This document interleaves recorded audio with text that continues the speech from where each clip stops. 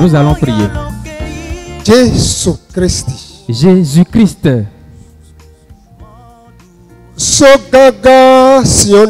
Rocher de Sion.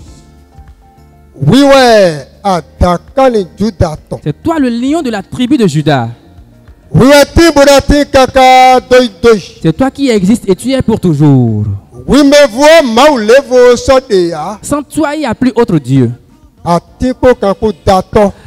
Créateur du ciel et de la terre. Nous te bénissons. L'heure a encore sonné, le moment est venu. Et tu nous as rassemblés. Tu ne délaisses point. Roi de Salem, descends. Descends. Viens nous assister. Tu as dit, venez à moi. Vous qui êtes fatigués et chargés, et je vous déchargerai. Seigneur éternel, le moment où tu décharges ton peuple, le moment est venu. Viens décharger tes enfants. Les âmes qui sont dans le séjour des morts, la lumière de Dieu les visite. Père, bénis cela.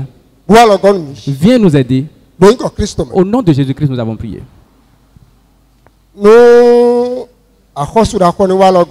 Que le Sauveur des âmes nous vienne en aide.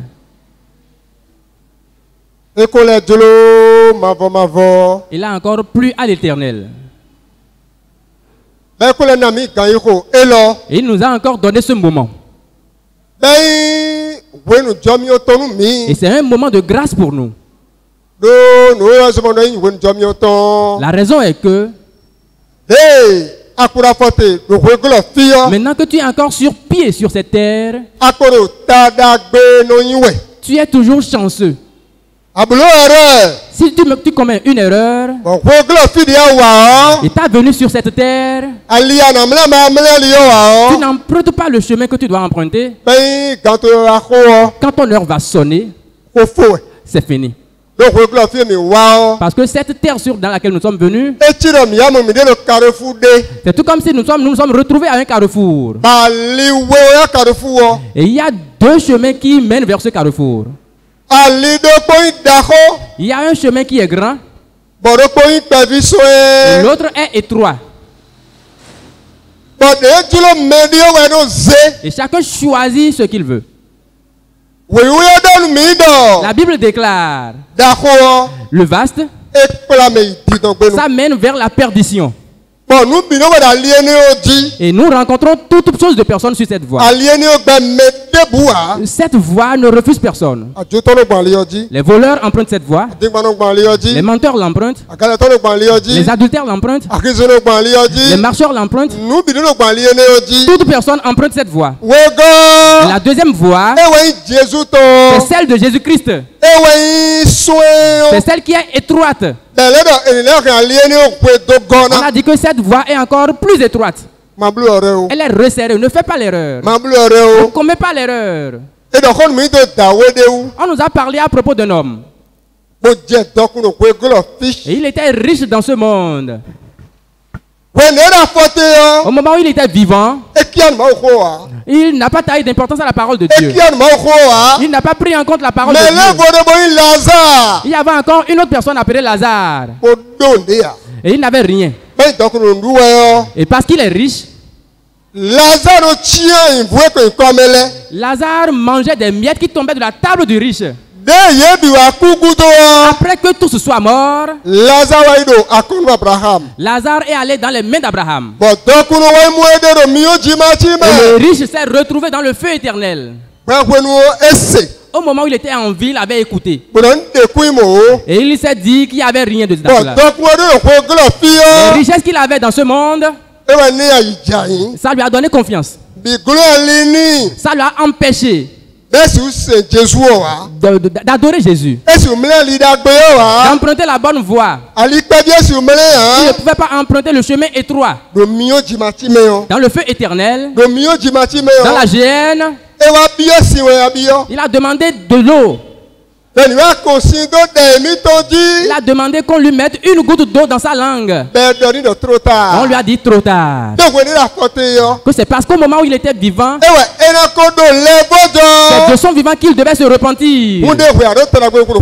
Voilà maintenant que toi tu as la chance d'être encore en vie. Il ne faudrait pas que tu aies la même chose. Et pour que cela ne soit pas ainsi pour toi, on demande de chercher Jésus aujourd'hui. C'est lui le chemin. C'est lui la vérité. C'est lui la vie. On dit entre Dieu et les hommes. C'est Jésus le médiateur. C'est par Jésus que nous allons entrer dans la vie éternelle. Que le Seigneur nous vienne en aide. Nous allons aborder notre sujet. Deuxième Corinthiens 3, nous allons lire le livre de 2 Corinthiens chapitre 3, verset 15 à 16. Du 15e au 16e verset. Notre sujet sur lequel nous allons réfléchir un peu. La vision spirituelle. Nous l'avons intitulé la vision spirituelle. Alors nous mimons big bometon. Donc nous allons présenter la parole à Dieu. Jésus-Christ. C'est toi la manne de vie. Nous nous sommes rassemblés à la table. Nous n'allons pas partir comme cela. Ta parole, tu nous as dit que c'est une semence. Elle ne tombe pas quelque part sans donner de fruits. Viens semer ta parole dans les cœurs. Tu as dit que c'est une pluie. Papa Jésus. Père Jésus. Voici le moment. Et quand cette pluie veut tomber, qu'elle tombe dans les cœurs. Qu'elle tombe dans les vies. Seigneur, prépare cette parole. Nous prions, nous prenons autorité sur tous les esprits des ténèbres. Les puissances qui seront contraires à ta volonté en ce moment, que le feu les consume. Au nom de Jésus-Christ. Notre sujet, la vision spirituelle. Nous avons dit la vision spirituelle. Nous mimons big bottom. La vision spirituelle. Nous mimons cette vision dont nous parlons en ce moment, ce n'est pas cette vision que les hommes ont dans ce monde. Et on te dit que c'est ce sorcier qui est derrière ta chambre qui veut te manger. Celui qui est derrière ta chambre, c'est lui qui est en train de t'envoûter. Cette vision dont nous parlons, cette vision dont nous parlons, ce n'est pas cette vision dont nous entendons parler dans ce monde. Et si on te dit ne sors pas demain, parce que si jamais tu sors, tu vas faire un accident. Ce n'est pas de ça qu'il est question. Ce n'est pas de ça qu'il s'agit. Écoutez correctement la lecture. Ça y est. Jusqu'à ce jour, quand on lit Moïse, un voile est jeté sur leur cœur.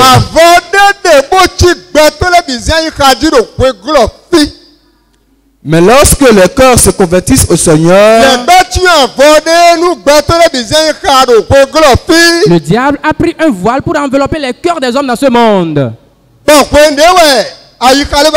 verset 16. Mais lorsque les cœurs se convertissent au Seigneur, le voile est ôté.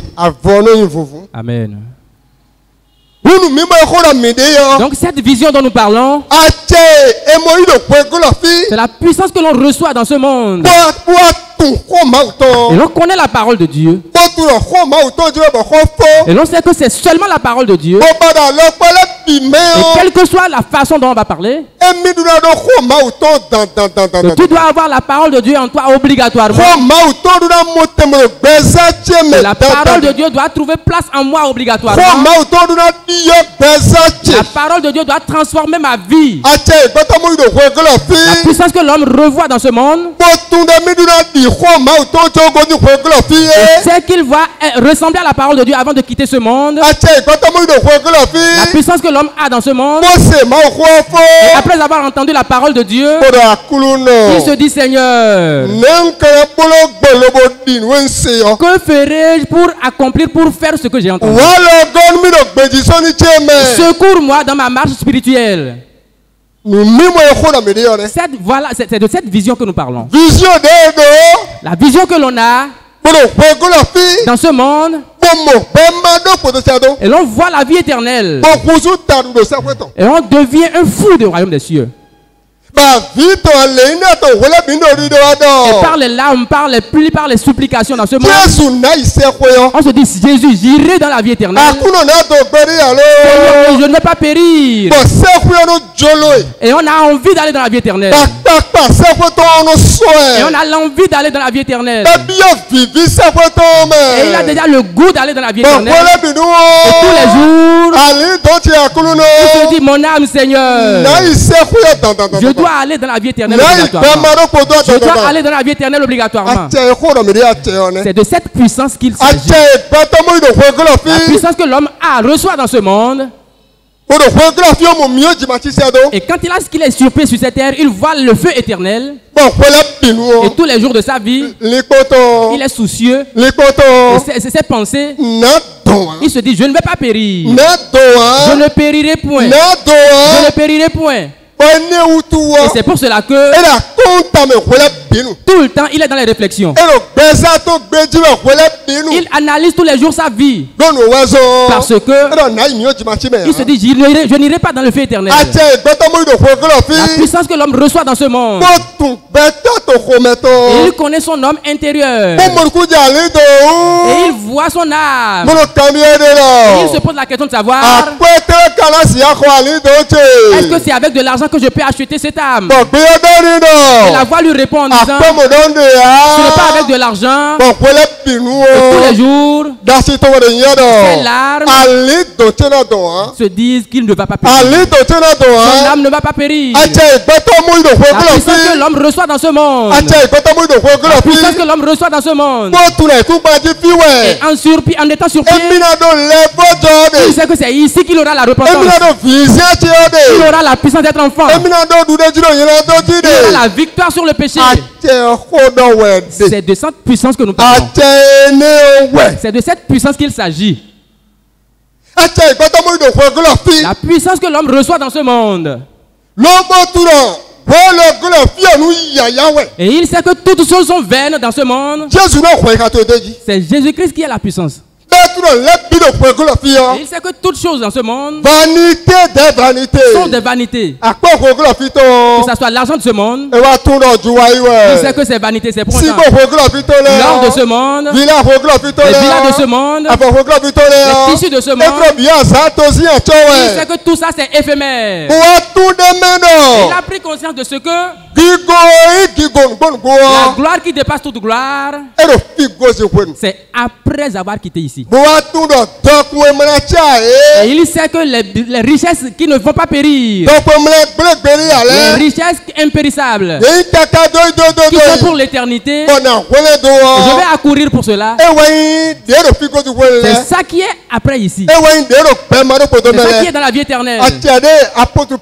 C'est cette puissance que l'apôtre Paul, c'est dans cette vision que l'apôtre Paul j'ai renoncé à tout. Il a dit pour gagner Christ. Regardez Paul qui est en train de dire cette chose. Un docteur de la loi.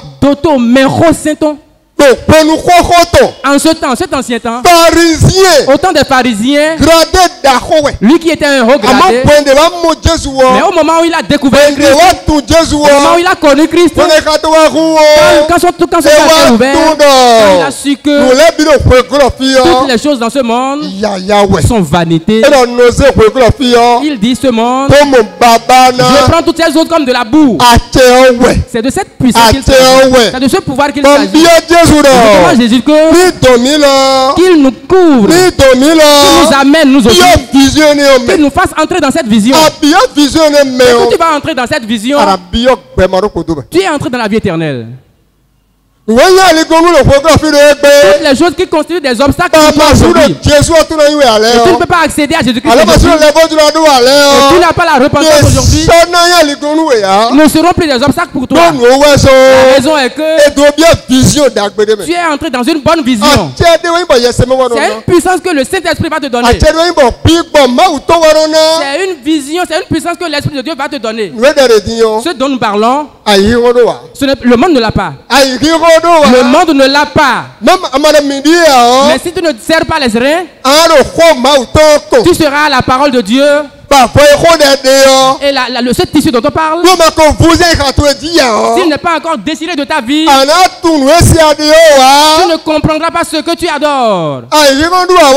C'est parce que le monde ne l'a pas qu'ils ont renié la parole de Dieu.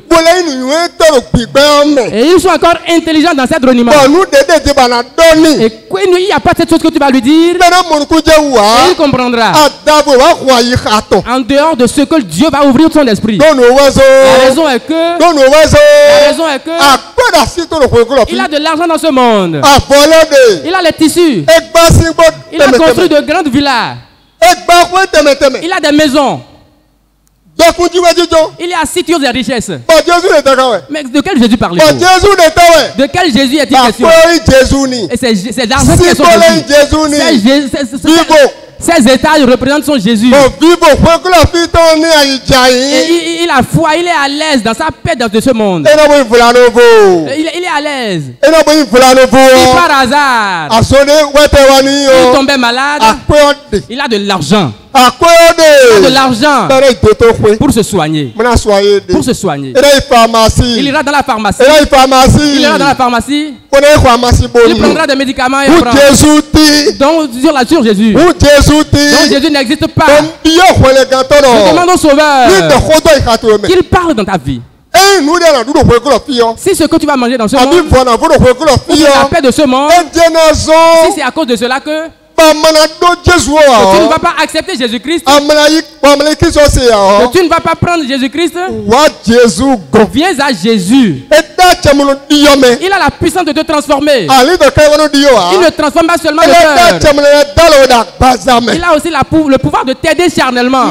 Ceux-là qui sont pauvres, s'ils trouvent Jésus, ils sont heureux. Celui qui est malade, il rencontre Jésus, il est guéri. Celui qui est dans la malédiction, celui qui est dans les problèmes, lorsqu'il trouve Jésus, il entre dans la paix. Que le Seigneur nous vienne en aide. Que Jésus nous vienne en aide. Salomon. Tant qu'il était riche, tant il était riche, il s'est dit, toutes les choses sont vanité. Mais il n'est pas entré dans, il n'a pas demandé cette richesse. C'est Dieu qui l'a donné. C'est Dieu qui l'a donné. Donc Dieu a le pouvoir de rétablir ta vie. Israël, il a fait 40 ans. Ils ont fait 40 ans dans le désert. Ils n'ont jamais préparé quelque part. Ils n'ont jamais allumé de feu quelque part. Donc ils ont accepté Jésus. Et certains ont dit quand on prend Jésus, on souffre. On ne souffre pas. Ils ont fait 40 ans dans le désert. Ils n'ont jamais préparé. Ils n'ont jamais mis de feu. Et ils ont mangé pendant 40 ans. La manne descendue du ciel. Tous les jours, il prenait de la manne, il mangeait. Il mangeait de la manne. Il mangeait cette manne. Ils se sont dit en eux-mêmes, nous voulons manger de la viande. Et la viande est descendue. Les cieux sont ouverts. Les cieux ont ouvert. Et la viande est descendue. La viande est descendue. Ils ont tellement mangé de viande. Ils ont trop mangé de viande. C'est Jésus qui fait cela. Tu en es, un jour était venu. Et notre Sauveur, une foule s'était entourée de lui. Ils étaient avec lui du matin au soir. Avec les apôtres. Un soir était venu. Jésus a demandé à ses disciples. Il dit, qui de vous a de la nourriture? Et nous allons pouvoir leur donner. Ils étaient fatigués. Ils étaient venus de loin. Quelqu'un d'eux a dit. Quelqu'un a dit, il y a quelqu'un ici. Il a 5 pains. Il a 2 poissons. Jésus a prié sur cela ce jour. Cette prière que Jésus a faite, du pain, ils en ont mangé correctement. Ils ont tellement mangé de poissons. La Bible nous a dit que ils ont encore ramené chez eux 12 paniers. Donc Jésus est capable de faire des choses dans ta vie. Élie, le prophète Élie, il était un jour et il avait peur devant Jézabel, au moment du roi Akab, et il a fui d'Israël, il voulait partir. Il était fatigué, il veut être bon devant Dieu, mais il n'a pas peur. Il a marché depuis le matin jusqu'au soir et il est allé sous un arbre et il est assis sur l'arbre. Et il a dit au Seigneur, prends mon âme. Quand il a dit cela, il est entré dans un sommeil. Et l'ange de l'Éternel est venu le réveiller. Il lui a amené à manger. Il lui a dit, mange. Il a mangé un peu. Il est entré encore dans le sommeil. Et l'ange l'a encore réveillé une seconde fois. Il dit, mange davantage. Parce que la marche que tu veux faire, c'est une marche un peu longue. Et il s'est réveillé, il a mangé une seconde fois. Le Seigneur, roi de miracles. Regardez, cette seconde fois, il a mangé. Cette seconde fois, il a mangé. Ça a aidé Élie. Il a marché pendant 40 jours et 40 nuits. Et il est allé rencontrer Dieu sur le mont Horeb. Ça veut dire que Dieu est capable de tout dans ta vie. L'aveugle dont nous parlons, celui-là qui n'est pas incrédule, c'est cette incrédulité qui a travaillé avec Géasi. Ouvrez le livre de 2e roi. Ouvrez 2e roi. 2e roi 5. 2e roi chapitre 5. Nous allons commencer à partir du verset 25. Élisée et Géasi, ils étaient comme père et fils. Ils étaient comme patron et serviteur. Le serviteur, Géasi était serviteur pour Élisée. Élisée a une vision spirituelle. Élisée n'en avait pas. Géasi n'en avait pas. C'est pour cela qu'au moment où Naaman, Élisée avait guéri Naaman, il a refusé ses richesses. Géasi a fait tout doucement. Il a couru après Naaman. Il est allé prendre de ses richesses. Et il est venu cacher ses richesses dans la brousse. Que Jésus ouvre ton cœur. Parce que l'incrédulité cause. Ça fait qu'on est à côté de la parole de Dieu. Et on est en retard. Lisez. Puis il alla se présenter à son maître. Après avoir caché les richesses, il est venu se présenter à son maître. Il est venu vers Élisée. Élisée lui dit, d'où viens-tu, Géasi? Il répondit, ton serviteur n'est allé ni d'un côté ni de l'autre. Mais Élisée lui dit, mon esprit n'était pas absent lorsque cet homme a quitté son char pour venir à ta rencontre. Ne sois pas Géasi. Retardataire, ne sois pas Géasi. Les années que tu as faites au niveau de la parole de Dieu, c'est trop. Tu vas voir si tu as déjà Jésus en toi. Est-ce que ton cœur est déjà ouvert?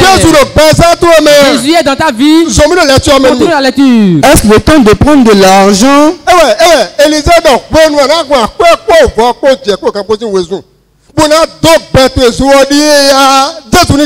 Que le Seigneur nous épargne de cela. Regardez le roi David. Somme 13, verset 2. Dans Somme chapitre 13, verset 2. Ceux-là qui ont le cœur ouvert, voici un exemple. Somme 13, verset 2. Jusqu'à quand l'Éternel m'oublieras-tu sans cesse? Voilà les paroles de quelqu'un qui veut aller dans la vie éternelle. Celui-là qui n'a pas Dieu ne dit pas ça. Cela veut dire que David a le cœur ouvert. Il voit qu'il n'est pas encore sûr. C'est pour cela qu'il est en train de se lamenter. Jusqu'à quand me cacheras-tu ta face? Jusqu'à quand aurai-je des soucis dans mon âme? Voilà la marche de quelqu'un qui veut aller dans l'éternel. Et tous les jours de sa vie, il est dans les soucis. Et chaque jour des chagrins dans mon cœur. Jusqu'à quand mon ennemi se lèvera-t-il contre moi?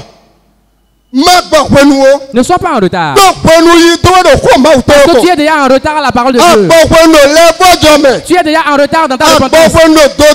Tu es déjà en retard dans la justice. Tu es déjà en retard dans la crainte. Tu es en retard dans la repentance. La lumière luise dans ton cœur. Regardez le roi David. Dans Somme 89, verset 48. Dans Somme chapitre 89, verset 10. Somme 89.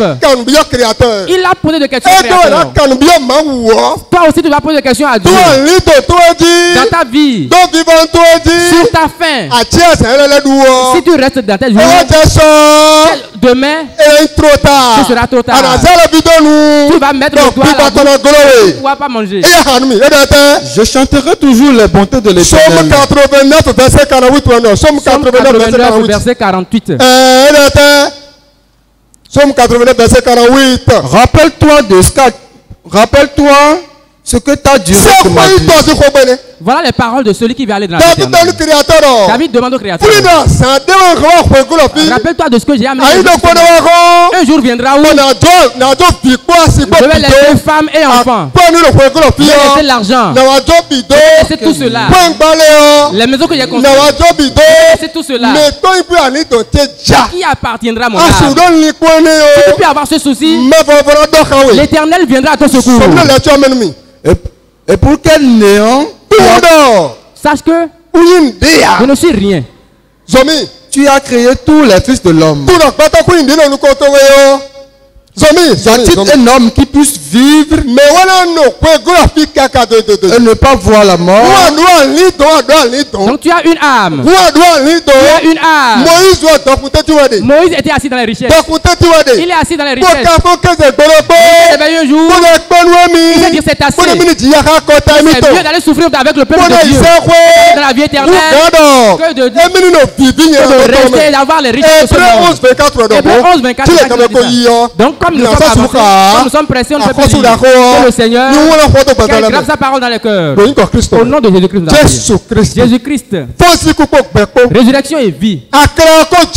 La manne est descendue. Elle ne sera pas en baisse. Qu'elle trouve place dans les cœurs. Nous allons porter de fruits sur ça. Bénis cela. Au nom de Jésus-Christ.